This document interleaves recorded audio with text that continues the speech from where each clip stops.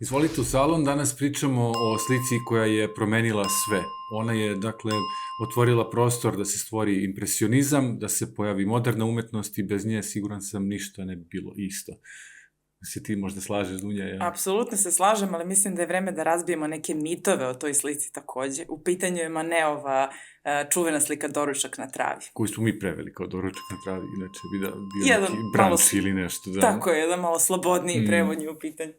Ali svi znamo na koju sliku se misli, verujem. Da, čini mi se. Kad smo već kod naziva, ona se prvenstveno zvala Le Bain, to jest kupanje.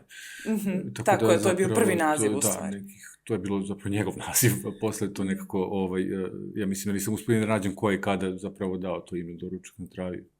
Ti jesi, da, ali... Zapravo, ono što sam je uspela da nađem, ali nisam ni sigurna da li je to potpuno tačna informacija, jeste da je već nekoliko godina kasnije Manet sam je izložio pod tim nazivom Doručak na travi, da, ali se ne zna u stvari zašto je to uradio. Da li je to uradio zato što je to postao neki, da kažem, uobičajeni onako naziv u razgovoru, verovatno između njega i njegovih kolega, jer tako deluje, to jeste neki piknik zapravo na otvorenom. Ili je možda kao reakcija na ono što je mlađi kolega Monet uradio, to je da nekoliko godina kasnije zapravo napravi svoju verziju ove teme koja se tako zvala. Tako da moguće je da je neka vrsta interakcije između dva velikana. Da, moguće da ona zapravo i žargonski se tako zvala, jer imamo i Cezanovu zapravo i tako da isto Doručak na travi, tako da eto, Manet je zapravo... Ima jako zanimljiv život, to ćemo pričati kad budemo razgovarali o njegovom životu, ali eto, možemo da kažemo da je on čovjek koji je negirao da je impresionista, a zapravo se negde svrstava kao čovjek koji je, kao što sam rekao, otvorio prostor i negde bio prvi ili proto-impresionistički slikar. Jeste, da, ali negde i razumem zašto se on nikada nije želeo da bude nekako označen kao impresionista, zato što on u osnovi nije toliko radikalan tokom čitavog svog opusa. On je imao neke onako radikalne izlete, ali ono što su impresionisti radili je to da su izvrnuli na glavačke u stvari pitanju percepcije umetnosti, on je nekako ostajao malo uzdržan u odnosu na to i cenio ih je, družio se sa njima. Ali je ipak bio on i stariji kolega. Jeste, da, mislim da je malo ta distanca neka postojala onako malo očinska, očigledno su se i oni divili Maneu, mislim znamo ako ništa drugo po tom slučaju što je Monet zapravo naslikao svoj Doručak na travi. Znamo da je podržavao impresioniste u tim svojim, odnosno da je umeo da prepozna ono što je pravi kvalitet i darovitost pojedinih umetnika, iako su zapravo trpeli vrlo često osudu društva. Ima neko njegovo pismo iz 70. godina kada nekom prijatelju, koji ne znam da li je kolekcionar ili jednostavno... 19. veka, samo da... Da, naravno, to je bitno napomenuti, hvala. Gde se on u stvari brine zbog mlađe kolege Monea, koji je pitao Manea da li može nekako da pokuša da proda slike preko njega, pa Manet kaže tom svom prijatelju kome piše, hoćeš možda da mi to učinimo i to za malo veće pare nego što je tražio u stvari, ne znam da li je tražio 200, on nudi 500 ili tako nešto, ali kao ne sme Monet da zna da smo mi otkupili, zato što u stvari tek onda neće doživeti to kao pravi uspeh. Da, a što se tiče Doručka na travi, ove naše teme, ta slika je u početku naišla u najmanju ruku na pomešane reakcije kritike. Mislim da je važno da kažemo da je ona izložena na salonu odbijenih. Dakle, u pitanju je jedna bijenalna izložba tradicionalna u Parizu, čuvena, koja se održavala i 1863. godine, mislim da je to 20. po redu tradicionalni taj salon bio. Desila se kulturni skandal da je od 5000 prijavljenih radova, slika platana, oko 2800 je odbijeno. I to je naišlo na odijum javnosti i umešao se čak i car Napoleon III, to je dakle vreme onog drugog francuskog carstva, koji je naredio da sve slike moraju da se izlože i tada je nastao taj salon odbijenih. Naravno nisu to bili 2800 genijalnih slika koje kritika nije prepoznala. Da, i samo da dodam, nisu zapravo svi ni prihvatili da budu izloženi u takvom kontekstu. Svima je koji su odbijeni ponuđeno, ali nisu, verovatno im nije ni prijelo mnogim umetnicima da na taj način budu. Što zbog sujete, a možda je neko zaista mislio da je zasluženo, da nije dovoljno dobar, tako da je to što kaže 100. Inače, Da, uvažavalo se mišljenje tog žirija, jer to je bilo vreme kada se smatralo da umetnost treba da ima određena pravila kojih se svi držimo i... usko držanje i autoriteti koji su, jel tako, Tako stari je, da. i važni i bitni. Tako da se na tom salonu izdvaja slika koju danas znamo kao doručak na travi i dosta su, kažem, bile pomešane reakcije, kritike. Nije, kako se danas veruje, sve to bilo unisono protiv. Dakle, imamo jednog anonimnog kritičara koji kaže da će Manet nesumnjivo triumfovati jednog dana upreko svim preprekama sa kojima se suočava, a mi ćemo biti prvi koji ćemo mu na tome aplaudirati. Dakle, bilo je takvih kritika, iako je većina opet bila skandalizovana i mislim možemo i da sad treba valjda i da uđemo u to zbog čega zapravo toliki skandal i odijum. Jeste, u stvari da bismo razumeli malo te kritike kojih ima dosta različitih, treba u stvari malo da bliže pogledamo sliku i da pokušamo nekako da se stavimo u cipele tih tadašnjih posmatrača, ali možda na kraju krajeva i današnjih, jer apsolutno sam sigurna da ova slika zbunjuje posmatrače i danas, evo, nalazeći se u Versaillesu, ona je uvek bila predmet neke enigme i nekih onako različitih, često sukobljenih tumačenja. Tako da možda ne bi bilo loše da se u stvari vratimo na to kako je Manet došao do ovog motiva, da pokušamo to da negde zamislimo. Nažalost, u stvari o tome se ne zna mnogo. Mi ne znamo ni ko su bili... Ima pretpostavki i za to ko su bili modeli, ko su bili njegovi uzori, ali sam taj proces slikanja znamo iz tako samo nekih onako raspačanih informacija koje su istraživači sakupljali decenijama. Tako da, ono što možemo da vidimo, što je, da kažem, prvo sa čim se posmatrač suočava, jeste da se radi o jednom prizoru na otvorenom. I to je slika koja onako u duhu impresionizma već pomalo dosta lepršavo prikazuje jednu onako prosvetljeni, jedan ambijent sa tom prozračnom svetlošću, sa figurama, pogotovo ovim ženskim, dve ženske figure su jedna potpuno naga, druga u nekoj laganoj tkanini koju je samo poduhvatila, ali obe nekako obasjene nekim svetlom i jako, u stvari, jako svetle. Tako da način na koji on slika, pogotovo, ne samo figure, već pogotovo taj pejzaž koji se iza njih nalazi, a to je negde obala Sene, verovatno, ili neki od tih, da kažem, okolnih, u stvari mi ne znamo baš tačno, ali pretpostavlja se i da je možda negde blizu imanja njegovog porodičnog jedan ambijent. Dakle, on nekako hvata tu vrstu prirodnog svetla i jedne spontanosti sa tim potezima koji su, kao što je rekao, već pomalo impresionistički, odnosno malo i grublji, malo vidljiviji, da kažem. Da, u suštini je taj akademizam zahtevao da ubiješ poteze četkom, da se oni zapravo i ne vide i da ti kada, ne znam, ako imaš naslikanu vanglu u kojoj stoje jabuke, da se nigde ne vidi trag te četke, već da imitiraš doslovce i do kraja, jel, da podražavaš tim imezisom taj neki, jel, u ovom slučaju porcelan zapravo kao materijal, tako da je on tu razbio tu nekakav kanon, dogmu, nešto što je bilo ustaljeno.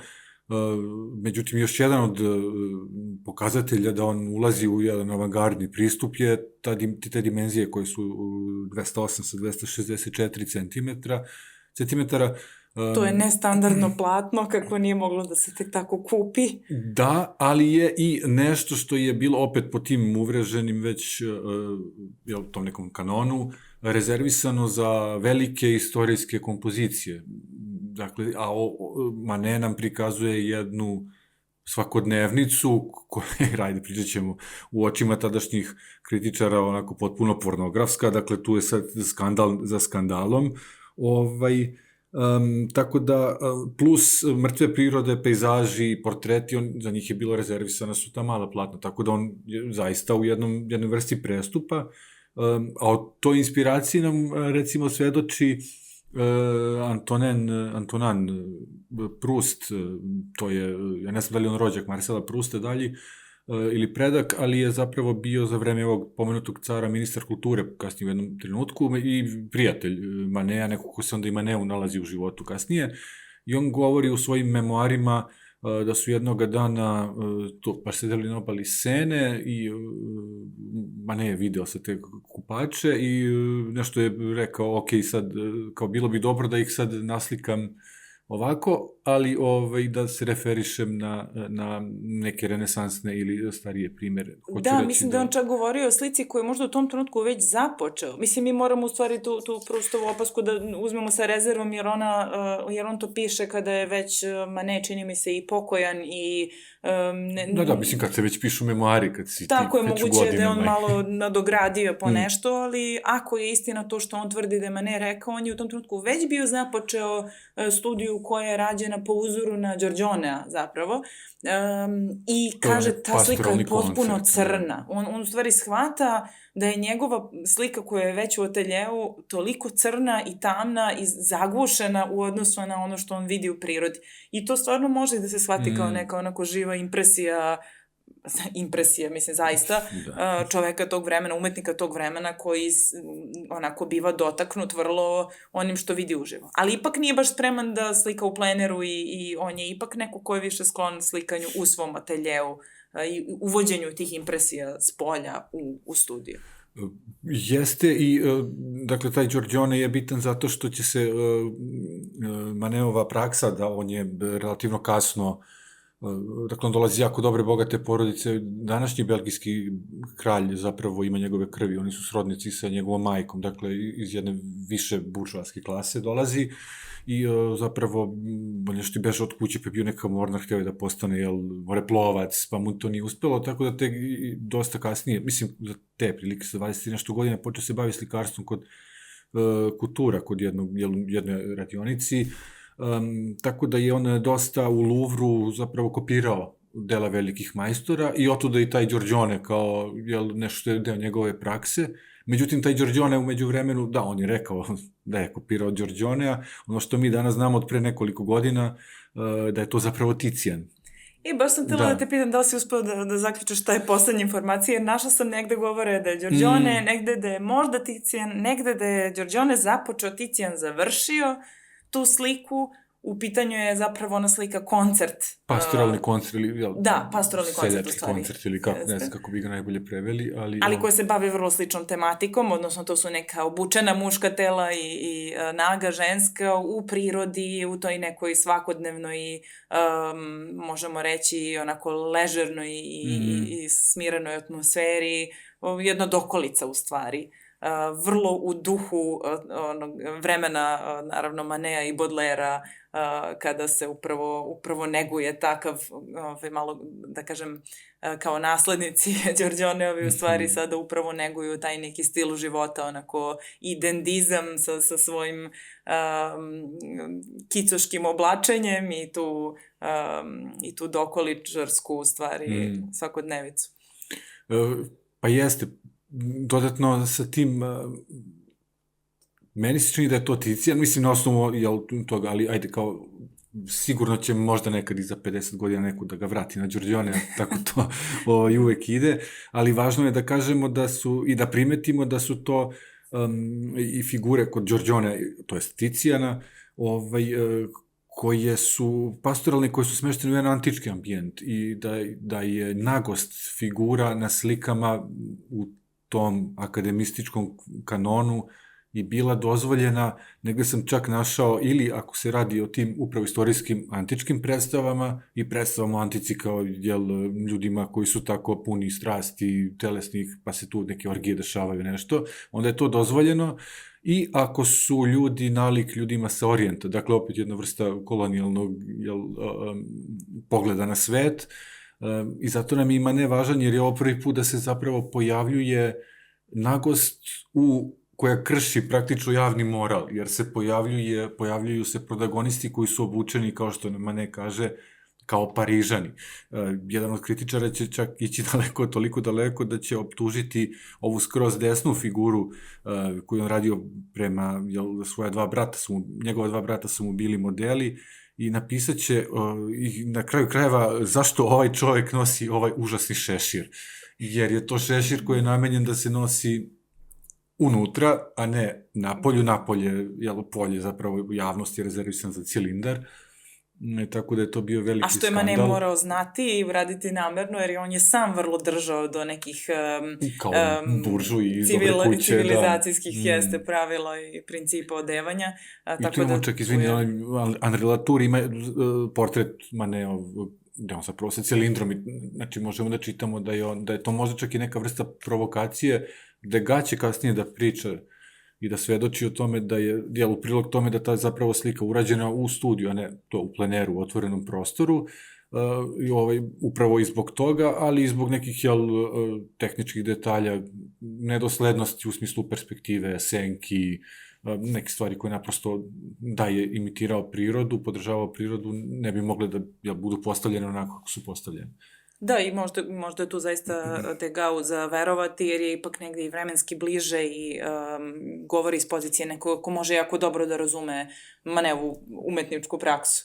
A kada govorimo kad smo već krenuli u tim uzorima koji su potvrđeni, a ima čitav niz, pošto mi znamo da je Manetov zapravo put obrazovanja podrazumevao i mnogo odlazaka u muzeje i putovanja po Italiji, Španiji i tako dalje. Dakle, on se sa velikim majstorima vrlo temeljno upoznavao.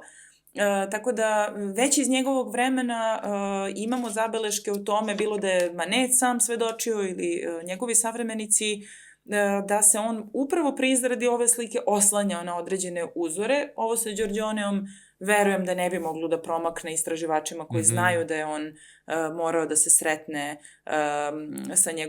sa njegovim slikama.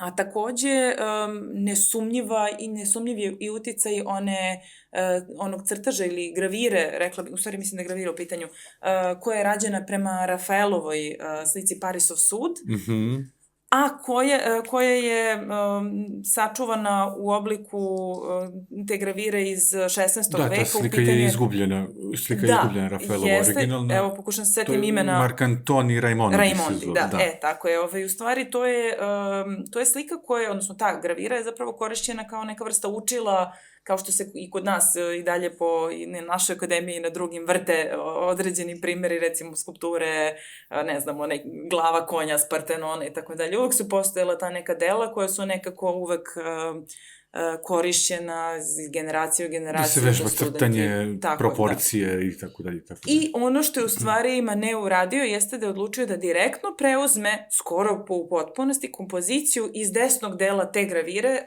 gde su 3 figure, u stvari u pitanju su 2 rečna boga i jedna nimfa, ja mislim.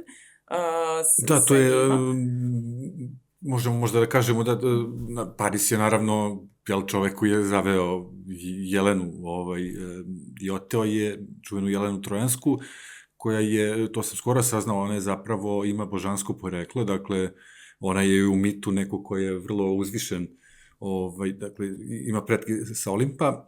Međutim, ono što nisam znao, recimo, je da je Parisova bivša žena, to je ta nimfa koja je prikazana, ona je Enona, i njen otac je taj rečni bog Kebren, koji je zapravo sin okeana, i on je živeo kraj Troje, tako da se sve to negde, genius loci, mislim, u kontekstu Troje je čitava ta slika nastala. I sad vezano za onu našu prethodnu epizodu imamo scenu gde Nika, to jest Viktorija, ili ti pobeda, zapravo spušta onaj venac od palminog drveta, palminog lišća zapravo na Veneru, to jest Afroditu, koji Paris daje jabuku.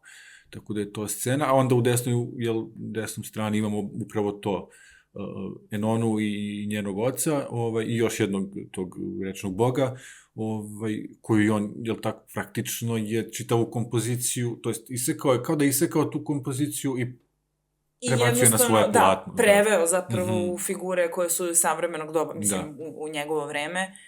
Jeste, da, možda je malo drugačije u tom smislu što je ona onako malo viđena nekako iz zadnjeg nekog poluprofila, malo više sleđa nego...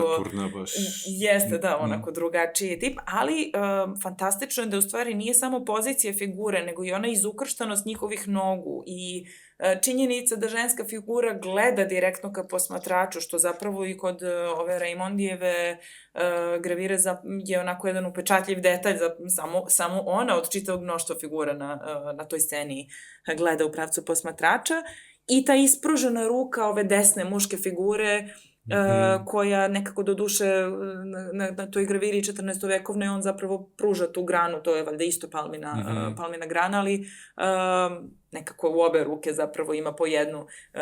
Međutim, i to je neki oblik komunikacije ili pokušaj komunikacije, kao što i kod Maneove slike onako upadljiv taj gest koji on pravi ka toj ženskoj figuri, deluje kao da recimo u tom trenutku nešto objašnjava, tako to neki mansplaining tog vremena. Da, da, recimo. S tim što ona njega uopšte ne primećuje, zapravo niko nikoga ne primećuje, niko nikoga ne gleda direktno. I to je u stvari nešto što se dešava i na ovoj graviri koje prethodi. Tako da mi vidimo da je Manet se u mnogome oslonio na tu kompoziciju i da on zapravo očigledno to vidi kao deo svog procesa, nekog istraživačkog, da koristi ono što bismo mi danas nazvali apropriacijom, uzima neki element, transponuje ga u nešto drugo, ne da bi obradio tu temu, nego baš suprotno, da bi u stvari potpuno objasnio nešto drugo i predstavio drugu situaciju, oslobađa od bilo kakve mitologije, bilo kakve... To je jedan postmodernistički pristup, maltene. Da, tako je.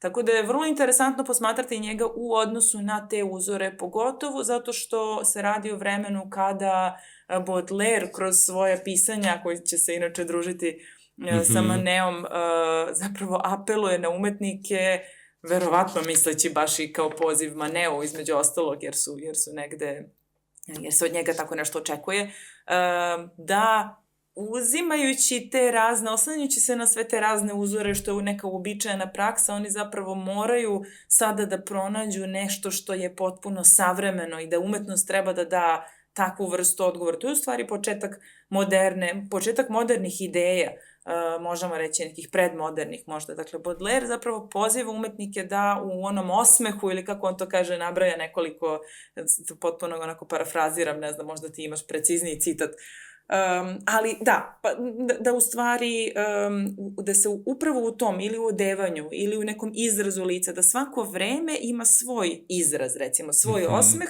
koji u stvari je sada zadatak umetnika da na neki način uhvati. Da, on kao da na neki način u stvari implicira da umetnost nema baš mnogo smisla ako će da radi nešto što je potpuno izvan tog sopstvenog vremena i da mora... To je anahrono, da. Tako je, da. Tako da Manet očigledno daje neki odgovor na to. To je upravo ono što Baudelaire očekuje od modernog slikara, što je pisao nekoliko godina pre toga. Dakle, sada Manet kaže, kako mogu ja da se oslonim na primere iz istorije umetnosti, a da budem vrlo savremen. I verovatno to svesno iskazuje. Da, ja nisam rekao u tom razgovoru sa Proustom, on je navodno rekao, znam da će me pljuvati zbog ovoga, ali nek me pljuju. Mislim, znajući da će izazvati skandal kada predloži tu sliku.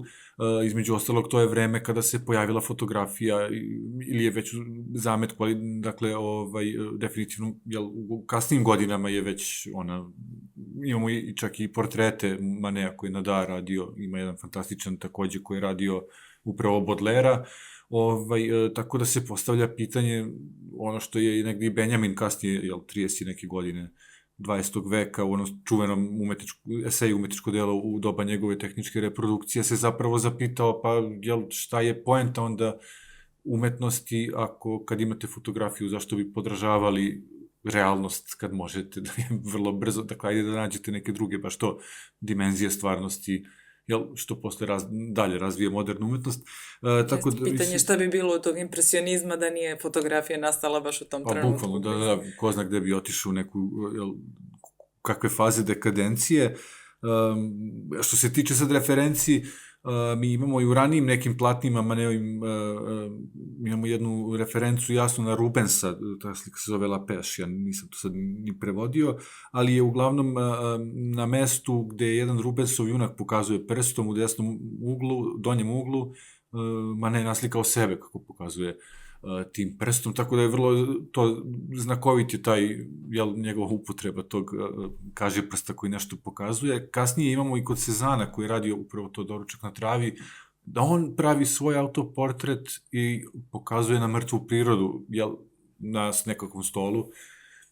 Opet znamo da je ta mrtva priroda, Sezanove su bile nekako vrlo karakteristične. Zaštitni znak. Da, bukvalno zaštitni znak i nešto što je, pa to, zaštitni znak impresionističkog slikarstva u smislu neke nove forme koja se pojavljuje, tako da, i pogleda na svet, tako da se taj njegov pogled, to jest ne pogled, nego zapravo pokazivanje prsta koje imamo i kod Courbeta u onoj slici umetnikov atelje ili umetnikov studio, gde on sad kičicom nešto tu pokazuje, model iza njega, on sedi i nešto slika, ne nešto, nego neki pejzaž i nešto pokazuje kičicom, tako da je tu nekakva komunikacija, donekle, vrlo je zanimljivo da tu postoji taj čin komunikacije, ali takođe, što su neki istraživači skrenuli pažnju, jeste i da tako ispružena ruka zapravo deli dve slike u jednoj slici. Dakle, imamo te tri figure u prvom planu i ono drugo koju si ti pomenula, polunagu ženu, kupačicu koja je u nekom jezercetu i koja je zapravo, i kada govorimo, ona je prevelika. Znači, ona je prevelika da bi bila tako daleko koliko je daleko to jezero u odnosu na ove ljude u prvom planu. Da, potpuno sam imala taj utisak i baš mi je drago da vidim da se istraživači koji se time bave slažu. Pa da, imaju bukvalno neki dijagram su napravili zapravo da izgleda kao da je ta ruka ovog njegovog brata, to je tog modela skroz desne strane, donja ivica zamišljenog rama, te druge slike u ovoj znači slike u slici. Pa se onda, negde pozivaju na neke ranija Maneva platna, gde on takođe ima slike u slici. To ću da okačim, tako da, eto, vrlo indikativno sad i taj deo nekog duplog čitanja, ko zna sad, mislim, možemo da idemo, našao sam negde čak da neke njegove slike povezuju se da je referisao čak i na ono rađenje Davida, mislim, zbog položaja prstiju, tako da ljudi idu u beskrajnu interpretaciju koje se ne bih sad upuštao. Da, to su sad već neke malo i novije interpretacije, zapravo ne verujem da je tako nešto uopšte padalo na pamet savremenicima, ali jesu interesantne, mislim, i to što si pomenuo tu Courbetovu sliku, prvo što Courbet sigurno jeste uticao na Manea, mislim, Manet upravo, svi smo ga učili iz istorije umetnosti kao onog umetnika koji je zapravo napravio taj most sa realizma ka impresionizmu i ka moderni, da tako kažemo. Tako da nije čudo da postoje neki uzori i ne samo kada je u pitanju ta slika koja predstavlja slikarev studio, ona ima onaj čudan naziv, neki dugački da, ja sam skratio stvarna alegorija koja predstavlja 7 godina mog umetničkog života. Sad parafraziram, uvijek zaboravim koji je neki, da kažem, zvanični naziv, ali ta jedna autobiografska slika koja u stvari je srodna i po tom tematici koju obrađuje slikara, u slučaju Maneove slike ne njega lično, ali nekoga iz njegove porodice, kao mušku obučenu figuru i ženski akt koji u stvari je u toj situaciji potpuno prirodno tu, zato što se radi o umetnikovom modelu. S tim što ovo nije trenutak poziranja, nego je trenutak kada ona prilazi zapravo da vidi to nešto na slici i neki od interpretatora zapravo ove slike su govorili, mislim da možda si i ti to čitao, u stvari možda smo isti rad i čitali, bilo mi interesantno kako primećuju da se pejzaž preliva u stvarni prostor, zato što se u stvari ta neka voda, neka reka koja se na Courbetovoj slici u slici pojavljuje, nastavlja vrlo prirodno kao onoj draperiji, nekoj dugačkoj tkanini koju drži model i koja izgleda stvarno kao neka prosuta voda, praktično kao neki vodopad od te tkanine. I sad, mislim, zašto je to važno? U stvari zato što pojedini savremeni istraživači i onu Maneovu sliku Doručak na travi tumače kao sliku koja je na neki način sastavljena iz više planova, iz više slika i da taj pejzaž koji je taj tako sa tom prevelikom figurom, da isto može da se tumači na neki način kao slika u slici i da u stvari ta vrsta povezanosti gde se oni malo preklapaju, pa sad, ne znam, ova muška figura prelazi u to, mogu da u stvari kompoziciono imaju sličan efekat, ali onda ako mi o tome na taj način razmišljamo, to u stvari pravi jednu veliku promenu u doživljaju onog ženskog akta I onda u stvari možemo da postavimo pitanje da li on zaista svesno tako skandalozan sa tim svojim nagim prisustvom u otvorenom, u javnom prostoru gde ona tako bezobrazno gleda u posmatrača, ili se radi jednostavno o jednom uplivu akademizma u njegovu sliku, gde on zapravo s jedne strane, on se zapravo igra, kao što bi današnji možda umetnici rekli, na neki način igra se sa svetlom, igra se sa tim efektima svetlosnim na pozadini i ubacuje jedan element koji je za njega vrlo standardni i klasični element, a to je ženska figura rađena po modelu. I to je u stvari ne bilo koji model, nego model koji se kod njega pojavljuje na čitavom nizu slika. Pa, to je ona Victorine Morin koju smo pomenuli kao muzu, jednu njegovu muzu na epizodi o muzama, koje je između ostalog na ovom salonu gde je odbijen doručak na travi, dakle nije se pojavila kao model, ali se pojavila kao slikarka, tako da njena slika je bila primljena, tako da isto ima jedan zanimljiv život koji nam je nekako pobegao nego se zagubio i malo se o njoj zna, ali je vrlo interesantna osoba i talentovana. I interesantna je i način na koji ona se pojavljuje kroz Maneove slike, onako sa vrlo često, mislim, karakterističan je lik, ali vrlo često maskirana i ne igra uvek čak ni odraslu ženu, nekad igra dečaka, nekad igra ne znam, devojčica, nije važno, ali u svakom slučaju onaj frulaš Maneov čuveni, koji je bio predmet možda i najvećih kritika, jer su komentarisali da je kad je baš prvi put u stvari Manet na taj način koristio planove i te onako modernističke, onako plošne slike, zapravo rekli su da je ta slika pljosnata kao karta za igranje. A to je u stvari slika koja prikazuje dečaka frulaša, a to je u stvari ista ova žena. Aha, nisam znala da je to ona, da. Ja nisam bila sigurna u stvari dok nisam čitala neke od savremenih interpretacija koje nabrajaju gde se sve ona pojavljuje. Sad to možda je malo natagnuto, u smislu možda nije u punoj formi tela svoga, ali sigurno kao model za elemente na licu, jer to je taj pogled karakterističan, da. A model je verovatno bio njegov, da li sin, da li ne sin, ali to možemo da ostavimo za epizodu o njemu. Potpuno, ne znam ni da li postoji neki definitivan odgovor, ali ona treća figura nismo ni rekli, u stvari taj drugi muškarac je u stvari najverovatniji. Šurak, zapravo. Da, sad kako se... U sredini oni, da, to jest levi od dva muškarca, to je brother-in-law, to jest, mislim se to zove Šurak. Da, ali je to upravo ta ista ličnost sporna za koju se pretpostavlja da je možda taj njegov nelegitimni sin. To su te spekulacije. Da, radi se u stvari o sinu te Suzane buduće Manet, odnosno žene kojom će se on oženiti iste te godine kada je slika zapravo izložena na salonu. Ona je imala tog nekog mlađeg brata za koga se u stvari kasnije pominjalo da on možda nije bio njen mlađi brat, nego zapravo sin, vanbračni sin kog je već imala sa Maneom pre njihovog stvarnog brata. Ali to je drugo, okej, ali to je jedna teorija koju sam ja... Ima teorija da je imala dete sa njegovim ocem, pa da je on, ali dobro. Da. Pa da se zataška skandal, ajde, možemo to... Jeste, to vrlo često kažu kao dete nekog od muškaraca iz Maneove porodice. Da, šta god, to možemo da ostavimo. Činjenice da se radi o ličnosti koja je negde iz nekog njegovog bliskog kruga, dakle, za razliku od žene koja je zapravo već možemo reći profesionalni model, neko ko se uvek viđa u njegovom ateljeju, muškarci su zapravo ljudi iz porodice, iz tog nekog porodičnog kruga. Jeste. I u to vreme, mislim, zašto je sad sve ovo i bitno, kada si pomenula i Courbeta i realizam, vrlo je važno da znamo kontekst u kom se dešava. Mi smo pre emisije to govorili o Emilu Zoli, jesmo pre emisije, nismo to govorili u programu, takozvanom, da.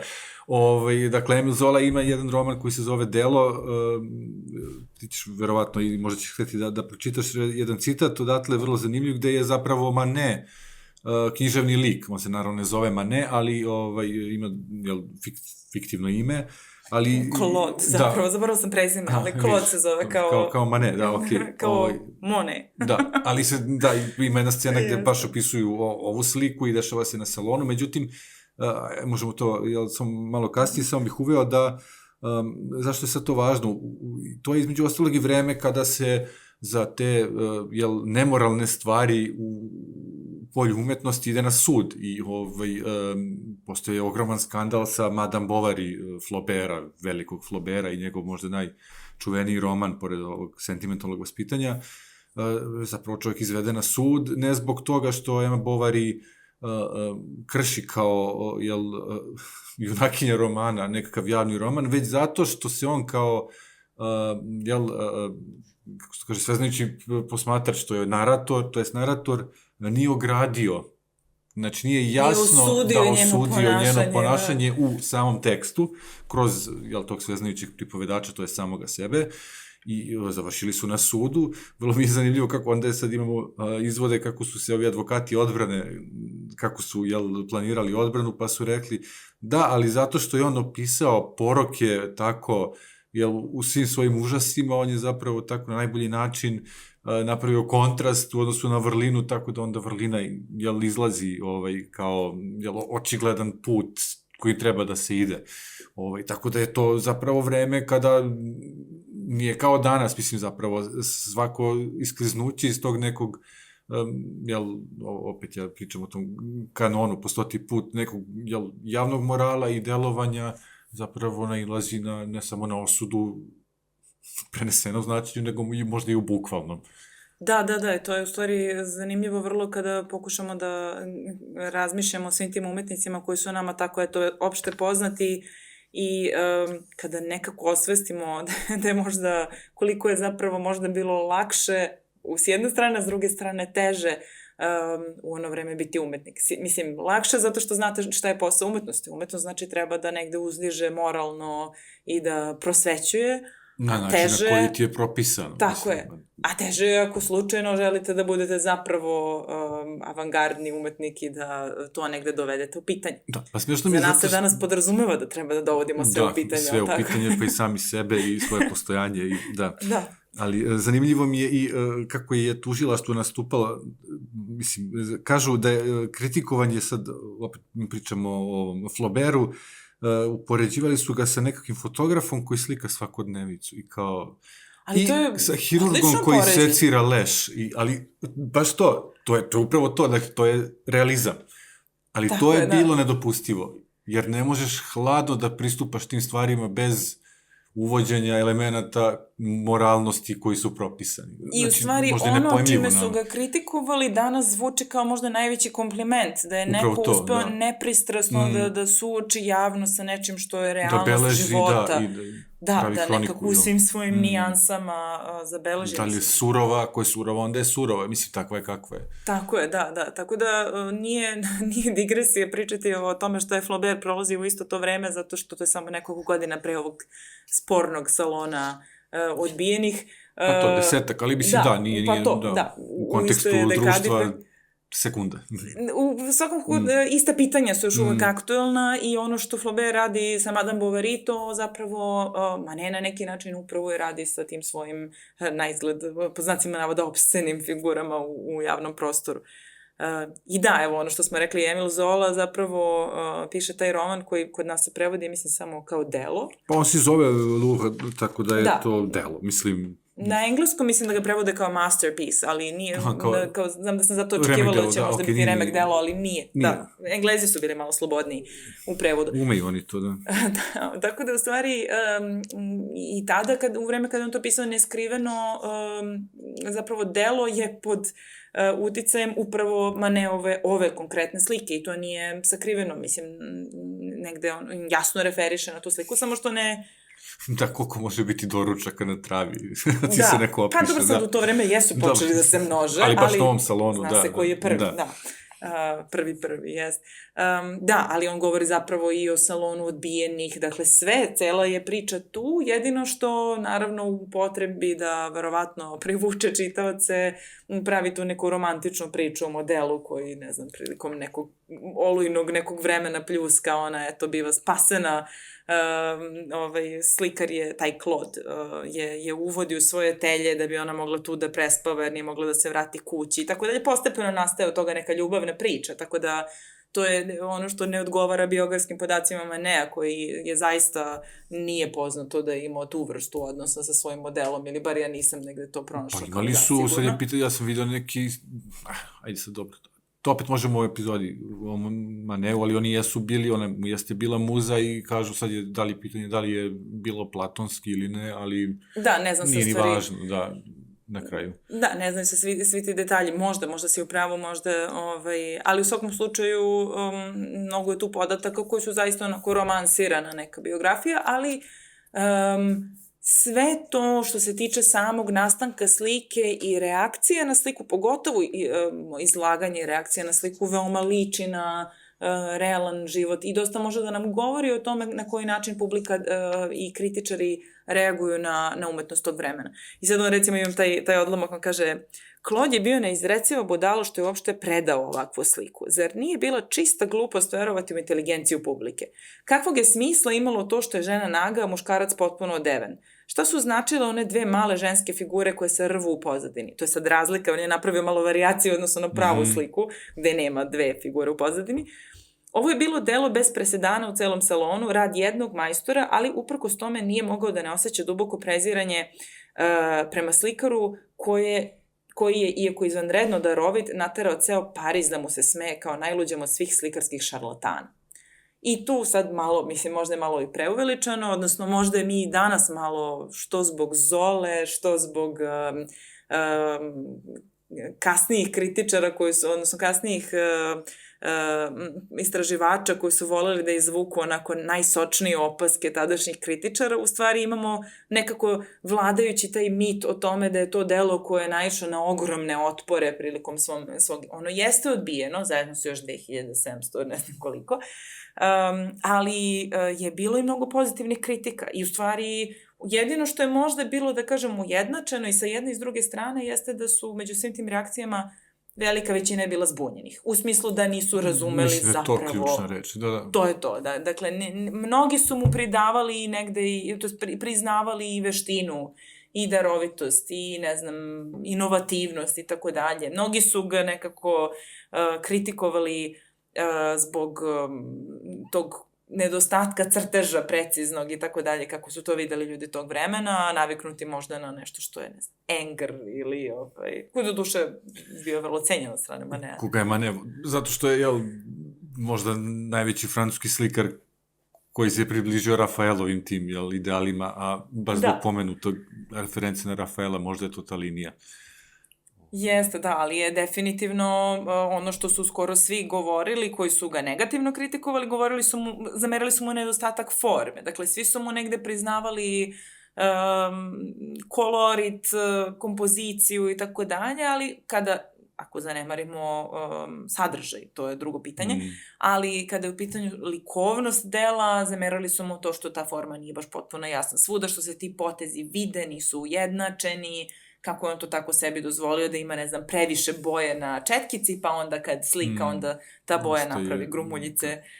Ili pasta, to jest, gušća malo nanosi koji nisu onako flah, potpuno ravni, postoji reljefčić neki, jer su govorili da, mislim, tada se smatralo da čak i taj pastuozni delovi moraju da imaju, dakle, znalo se gde oni mogu da budu upotrebljeni, vrlo je utilitarno bilo kao neki manual za slikanje, dakle, nekako uputstvo gde šta kako radiš. I to kad si rekla zagonetka, ili zbunjivanje publike, baš u samom tekstu za izložbu Teodor Peloquet, izvinjam se, kaže: ovo je predimenzionirani rebus i nikad neće biti razumen. Nikad ga neće razumeti. Ne mogu da zamislim šta je trebalo inteligentnom i uvaženom umetniku da izabere ovakav apsurd za kompoziciju. Tako da je to upravo to, nerazumevanje jedno od strane publike i zbilja ta slika i nema tu vrstu, jasne predstave kompozicijske koja treba da sugeriše neku jasnu radnju, mislim, ona jeste začudna. Namerno zagonetna, jednostavno sad da li je to zato što je slikar želeo da izazove javnost ili je zato što je nekako hteo da ostane dosledan onome što njega najviše interesuje i nije se zamarao onim što će javnost reći, Sigurno je da mu nije baš bilo potpuno svejedno, dakle on jeste neko ko je tražio tu vrstu prepoznavanja, pa ko zna, možda i odbijao da bude asociran sa impresionistima iz istog razloga. Mislim, tu da kažem ima mnogo razloga da verujemo da je njemu bilo stalo do toga da bude prepoznat kao umetnik. To se kao zna. Pitam i onda, ali kad su impresionisti probili taj led, kasnije, baš to Degas, kada govori o tome da je rađeno u studiju, to jest ateljeu, kaže da je upravo Manet započeo tu priču da je radio u pleneru, baš zato što je postalo popularno zbog popularnosti Moneta, koji je radio sve vreme na polju, pa da je onda zato, da parira mlađem kolegi i ugledu. Ali Manet ipak nije izlazio toliko iz udobnosti svog ateljeja, nije bio spreman na takvu žrtvu. A kad smo kod tih kritika koji se ne braju, ima i ona koja je onako pomalo dvosmislena, onog Žila Castanarija, ili sad ne znam da li umem da pročitam njegovo prezime. Imaš neku ideju kako se transkribuje? Ne, moram vidjeti kako se piše, da, ali... U svakom slučaju on je negde tumači kao finu skicu, dakle kao ima nešto dobro u tome. I kaže, recimo, vidim odeću ili kao te odevne predmete kod kojih se ne osjeća nikakva anatomska struktura, ne vidimo šta ih nosi, da kažem, nema one konstrukcije, kako bismo to rekli, vajarski, možda u razgovoru sa studentima. Ništa što objašnjava pokrete, vidim figure bez kostiju i glave bez lobanja. Mislim, složit ćemo se potpuno preuveličano, odnosno na što se zaista na slici dešava. Vidim, i sad on nabraja šta je sve umetnik opisao sa jako malo poteza. Baš pljuvačina. Jeste, baš. Šta takođe vidim nedostatak iskrenosti i ubeđenosti kod umetnika. I sad tu su onako neke oštre reči, ali kod istog tog kritičara imamo i pozitivnu stranu, i to vrlo pozitivno, da kaže Manet će triumfovati jednog dana, ne sumnjamo, preko svih tih teškoća sa kojima se susreće, i mi ćemo biti prvi koji ćemo u stvari moći da posvedočimo njegov... Da, to je ovo što sam zapravo čitao na početku. Ali mislim da smo možda, ne znam da smo isto ime, jer mnogo se ponavlja tih... Da, nisam navio ime, ali da, drugačije smo preveli, ali isto je... Da, možda je isti. Ali bilo je, nije samo jedan, bilo je više tih kritičara koji su znali da kažu on je darovit, viće nešto od njega i tako dalje. Kažu da je jedan od tih anonimnih kritičara zapravo bio i Eugène Delacroix, veliki francuski slikar, koji ga je od početka podržavao, ali je naprosto u želji da ostane anoniman iz nekog razloga, valjda da se ne zamera i javnosti, da je anonimno napisao tu kritiku, i kažu da je nekako kad je Delacroix, pošto je on tada već bio u godinama, kada je umro, tada su i te kritike tog anonimnog čoveka prestale. Tako da, eto, tako to povezuju. Tako da moguće da, opet, kao i uvek u društvu, jako je teško da podržiš nekoga ko se izdvoji na takav način, iz mase, a to nije popularno, tako da ne treba da nas čudi. Da, verujem da su se mnogi umetnici brinuli za svoju reputaciju, ne samo umetnici, nego ljudi iz drugih oblasti, jer u stvari ono što mi treba da imamo u vidu kada posmatramo sve ove kritike, kao i onomad kad smo pričali za Nadeždu Petrović, koja je isto tako potpuno, pa da, zato što je potpuno u stvari uporedivo, samo dešava se kasnije, onoliko kasnije koliko je potrebno bilo da ovaj nivo moderne misli zapravo dođe u Srbiju. Da se raširi. Ali to je potpuno isto, Manet radi zapravo ono što je Nadežda Petrović uradila kada je došla zapravo sa školom. I ovo kad Zola kaže ko još sluša glupu publiku, imamo onaj Nadeždin citat, sve je potrebno vremena, a za obrazovanje publike malo više vremena. Dakle da, bukvalno to je to. Tačno to, ona se suočavala zapravo sa potpuno istim. A zašto sam je pomenula? Zato što u stvari mi moramo da razumemo, prvi utisak je kad vidimo te kritike koje su tako oprečne i od kojih su neke jako oštre, jeste da ih ima jako mnogo i da nema ko nije pisao o svojoj reakciji na neku izložbu, što nažalost danas ne postoji. Moramo da primetimo. Dakle, mi govorimo o vremenu kada je publika možda nije imala još uvek sluh za to što se dešava, za te velike inovacije, kao što nikada publika ne može da ima tek tako, ali koja je i tekako spremna da piše, i ti kritičari koji pišu nisu svi sa obrazovanjem iz oblasti umetnosti. Neki od njih su potpuno iz drugih oblasti. Što je najgore od svega, neki od njih zapravo nisu videli slike o kojima govore. Dakle, bilo je... Zašto me to ne čudi? To je, dakle, zna se, mislim, bilo je, da kažem, i situacije da neko prizna da zapravo nije uživo video sliku, ali eto, kao govorio neko svoje mišljenje o tome, što iz naše današnje perspektive izgleda potpuno apsurdno. Dobro, imam onu izjavu jednog našeg akademika, ne znam šta je to internet, ali sam siguran da radi protiv Srba, tako da, s početka 90. godina, tako da, eto, mislim, ponavljaju se stvari. U tom duhu, da. Da, ali je on odmah među tom, tako reći, mlađom ekipom postao potpuni hit, jel, kao baš to, neki probojnik. I Monet, kog smo pomenuli, on također radi Doručak na travi, nekih malo manje od 2 godine nakon ovog izlaganja u salonu, međutim, Monet ipak maskira sa tu golotinju, dakle, kod njega nema golotinje, i Cezana smo pomenuli. Ali Monet je se oslonio na Manea ne samo u temi, nego i u odabiru tog formata koji, ja mislim, možda čak i još monumentalno, možda čak i veće, da. Na kraju je izdeljena zapravo na 3 neka fragmenta, mislim, neki čudan put je imala ta slika, ne znam ni da li postoji, da li je moguće vidjeti u celosti. To nisam proveravao. Proučit ćemo kad se budemo bavili detaljima. Sve u svoje vreme. Da. Ali interesantno u stvari da se vrlo direktno oslanjaju i da je to, mislim da nije bila ni parodija, ništa slično, nego jedan onako pravi omaž zapravo starijem kolegi. Čak imamo i kod Gogena, imamo ono njegovo čuveno platno, možda i najčuveniji naslov, barem meni najbolji naslov ikada, koji se zove Kosmo, dakle dolazimo kuda idemo.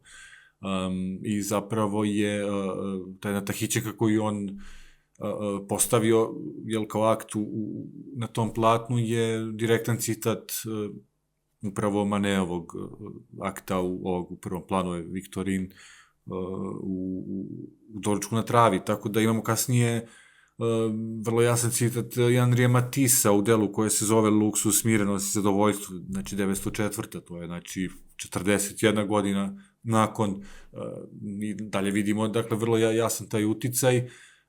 A imamo i Picassa, jel tako, to smo govorili. Koji u svom stilu uzeo. Ima 27 doručaka ili tako nešto. On kad uzme neku temu koja ga intrigira, ne napušte dok ne istraži svih mogućih uglova, da, to je jedan. Da mi je zanimljivo sad... I to je skoro, ja mislim da čak i preko 100 godina, zapravo nakon 60. godina 20. veka, jeste, kao što je ovo bilo 60. godinama 19.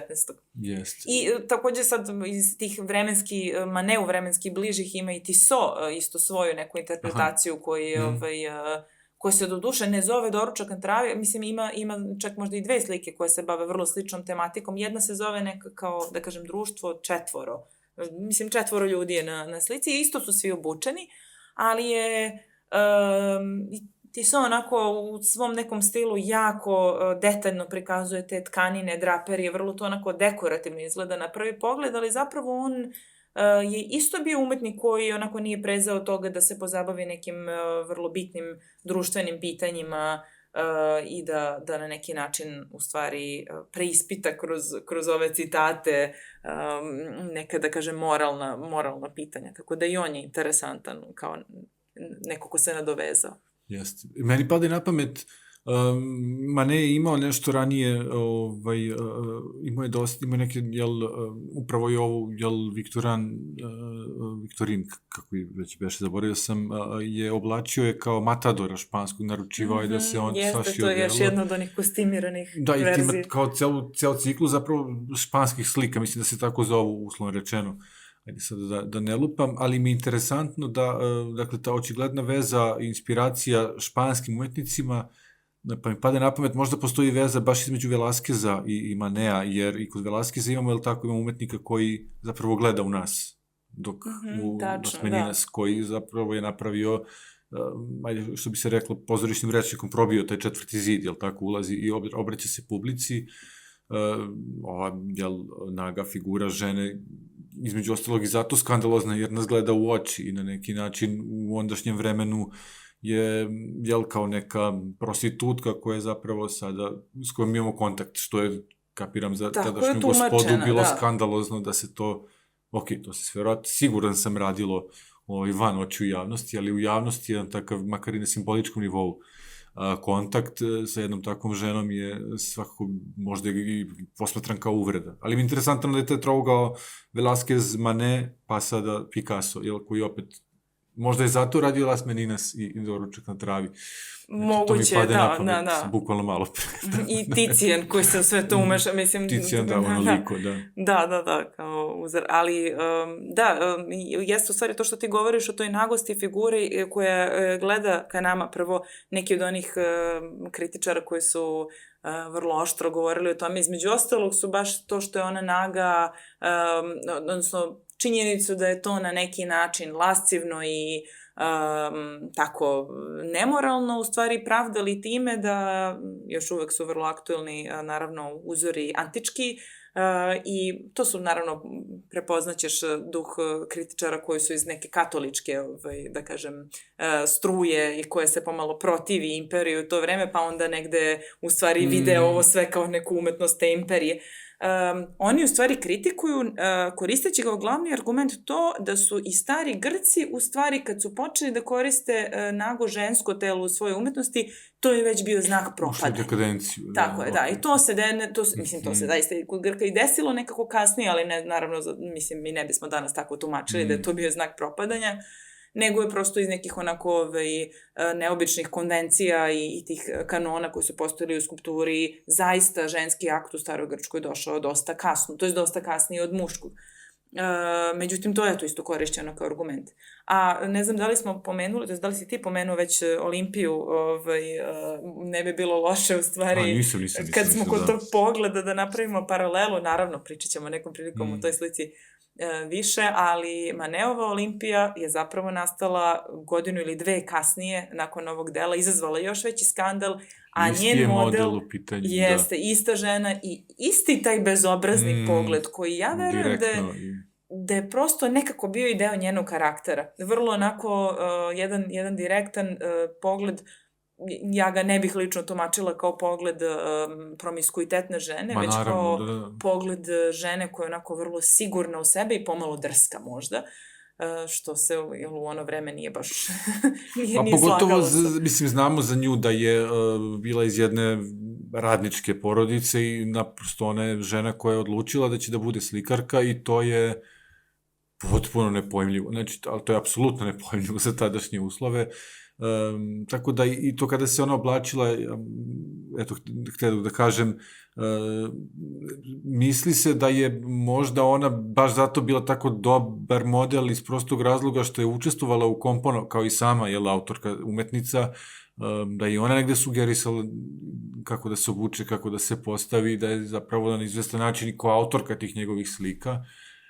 Tako da, ja ne znam da li mi ni pre ni posle, nemamo kod Manea baš takve slike, znači bez nje kao da su one nemoguće i u konceptualnom idejnom smislu i u tom smislu pojavnosti. Kombinacija njenog uticaja i Ticijanovog uticaja i Đorđona, to je to što je njemu bilo potrebno. I malo španski ove, da. Da, čisto začin. Da, kao... I to je nešto što je u stvari jedan relativno mladalački, da kažem, ne rana mladost, ali opet taj neki trenutak početka zrelosti umetničke Maneove, koju se on kasnije neće vraćati. On neće zapravo praviti kasnije u životu toliko radikalne poteze i vratio se ka nekom likovnom jeziku koji je onako mnogo više u skladu sa ukusom širih narodnih masa. Pa malo on stari, ovi mladi su već otišli korak dalje i onda je verovatno u tom rascepu se našao u jednom, nekako jako brzo i on od avangardnog prerastao u konzervativnog,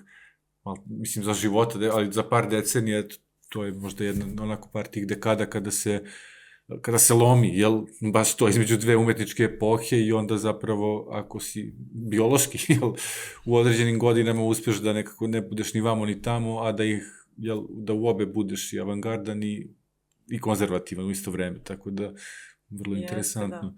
Bilo je još, sad kad smo krenuli malo čas da nabrojamo, rekao da možda ne zaboravimo još par nekih primjera kada je citiran vrlo direktno baš ovaj prizor iz Maneovog stvaralaštva. Zapravo, pre nekoliko godine je bila čak i jedna izložba u Los Angelesu, kako se zove galerija, naći ću,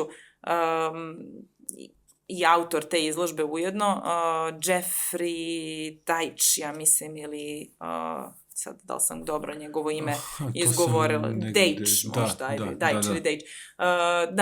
U svakom slučaju izložba je urađena pre jedno 3 godine i uradili su neku publikaciju do koje, nažalost, nisam uspela da dođem, ali mi zvuči vrlo interesantno zato što je na samoj, zapravo publikacija i izložba zvala se nekako Luncheons on the Grass, u stvari kao svi ti razni doručci na travi, i on je pozvao umetnike da daju svoj odgovor na ovo delo, imajući u vidu da je naravno već kroz istoriju mnogo njih to radilo, i mislim da je možda jedan od podsticaja zapravo bio to što je video delo Jeffa Koonsa koje direktno referiše. Jeff Koons je, mislim, potpuno onako kad sam prvi put čula da je Jeff Koons upotrebio ovo delo kao referencu, uopšte nisam mogla da zamislim kako je to moglo da funkcioniše, međutim, to je zapravo reprodukcija slike, mislim da je print čak rađen, ne znam, u nekom ograničenom tiražu, koja ima u nekom svom središtu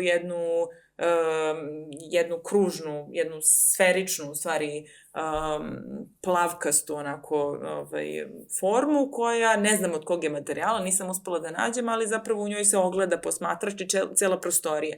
Tako da je Jeff Koons u stvari na jedan vrlo direktan način uveo posmatrača, jer je to ono što je na neki način pitanje tokom čitave istorije ove slike, kako zapravo posmatrač interaguje sa slikom, mada na kraju krajeva zar to nije pitanje svake slike, ali nekako kod ove se mnogo polemisalo o tome, i Jeff Koons je napravio to delo još pre nego što je rađena ova izložba, i onda je zapravo Jeffrey Deitch odlučio da pozove još umetnika koji su već imali ili želeli da urade nešto na tu temu, i to je sad, ne znam, 20 ili 30 dela koje vrlo direktno referišu na ovo delo, ali sad uvodeći neku savremenu problematiku, ono što je pitanje neke političke korektnosti ovog vremena umesto onog onomad, ili ne znam, sad tu se pojavljuje, na primer, crna figura afroamerikanke umesto ove figure Viktorine i tako dalje. Sad tu mnogo nekih, da kažem, novih problema se tu uključuje, ali očigledno se radi o vrlo neskrivenim i direktnim referencama. A i vredi pomenuti možda i Treći Beograd sa jednim interesantnim i upečatljivim videoradom koji, ne znam da li je naša publika zaboravila. U pitanju je Treći Beograd je grupa koja je bila aktivna recimo 2000-ih godina, više naših kolega su bili članovi te grupe i oni su imali neke zajedničke akcije koje su, i čak jedan izložbeni prostor koji su sa one druge strane Dunava gde leži upravo taj Treći Beograd vodili.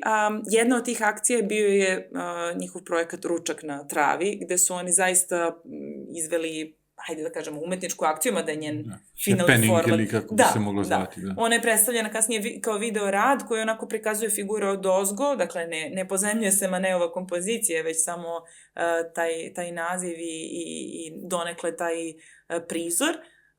To je u stvari jedan vrlo spontan prizor piknika jednog društva umetnika koje provodi neko vreme napolju na lepom vremenu i tako dalje. I sad oni su imali više tih akcija i akciju gde kolektivni san, gde svi provode vreme, koji su izvodili na više mesta, gde spavaju zapravo, prespavaju zajedno ili u galeriji ili u nekom prostoru.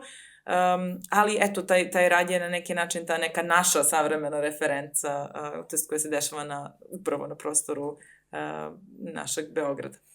Jeste, treba da podsjetimo i da smo pre 2 emisije govorili o Jean-Michel Basquiatu i on je takođe uradio upravo, doduše ne na Doručak na travi, ali na pomenutu Olimpiju, kada je zapravo istakao je onu sluškinju koja je na Maneovom platnu u pozadini, zapravo je nju naslikao, koja je naravno crnkinja, tako da je na taj način negde je uronivši u istoriju umetnosti pokušao da izvlači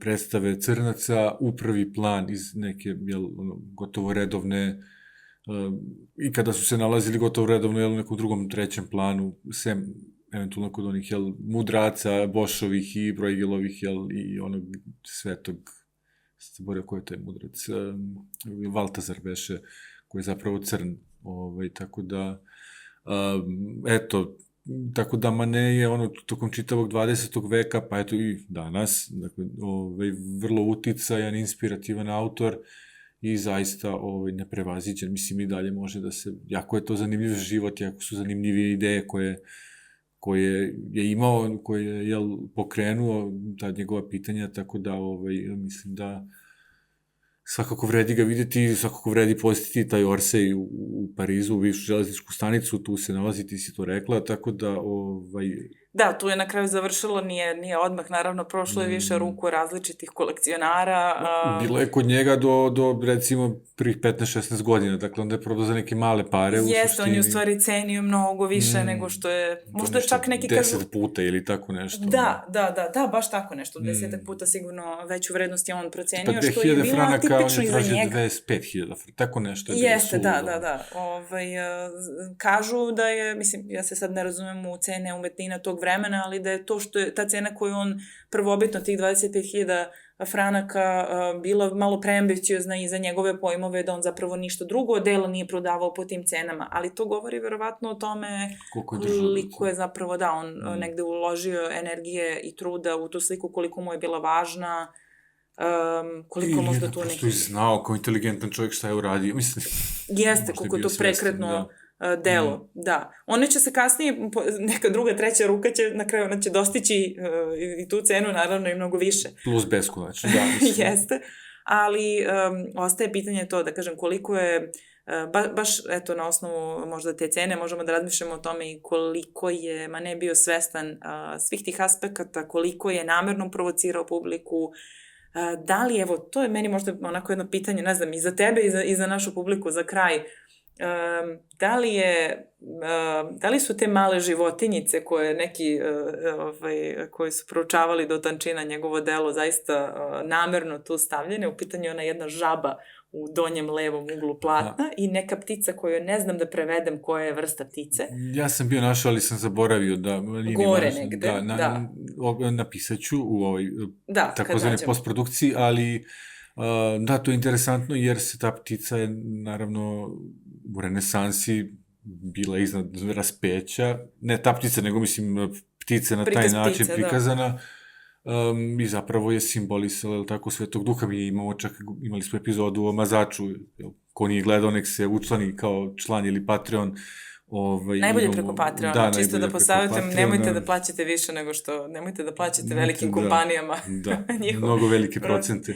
Tako je, preko Patreona. Ali svakako, eto, za cenu 2 kafe, 2 ekskluzivne epizode svaki mesec, jedna od tih mazača i tu smo govorili zapravo da je na njegovom raspeću koje je opet prekretno, koje je uvelo praktično perspektivu u renesansnom slikarstvu. Imamo tu golubicu koja je simbol Svetog Duha, tako da moguće da je... Jeste da ova zapravo ptica zauzima vrlo sličnu poziciju, iako nije golubica. I mislim da je retko gde, i da je nemoguće da je to slučajno.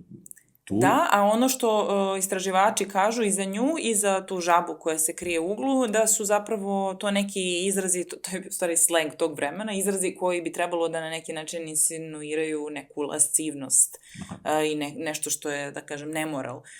Tako da, onako, ne znam, eto, mnogi tvrde da su morale biti baš s tim razlogom tu, jer nisu kompoziciono naročito značajne. Nije, recimo, žaba ne funkcioniše kao neki bojeni akcenat, jer je svakako jedva vidljiva zelena na zelenom. Da, jedva su uočljive. A opet nalazi se blizu te draperije koje možda na prvi pogled nismo pomenuli, ali na prvi pogled deluje kao tipična krpa na kojoj se možda ručavalo na pikniku, a zapravo je u pitanju odbačena haljina žene u prvom planu.